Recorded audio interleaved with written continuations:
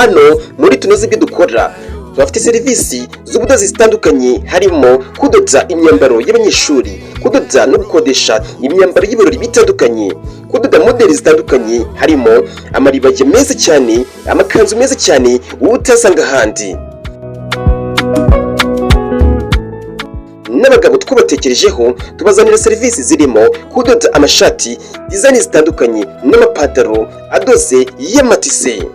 Si ibyo gusa kandi tunabafitiye ibikoresho by'abatayeri n'abakiriya bitandukanye, harimo ibitambaro, ibitenge, piperine, indodo, furete n'ibindi byose bikenerwa. By'akarusho tunafitiye iniforome zidoze ku giciro cyiza utasanga ahandi. Abatayeri mutugane, twabazaniye imashini zisirifira, zikora zigzage, borodero na butoniyeri. Dufunika ibipesu, dukora indumane, tukanakora imashini zapfuye zikaba mu ryerye. Mutugane hano mu Cyahafi, mwese muhawe ikaze. Iwacu umukiriya n'umwami.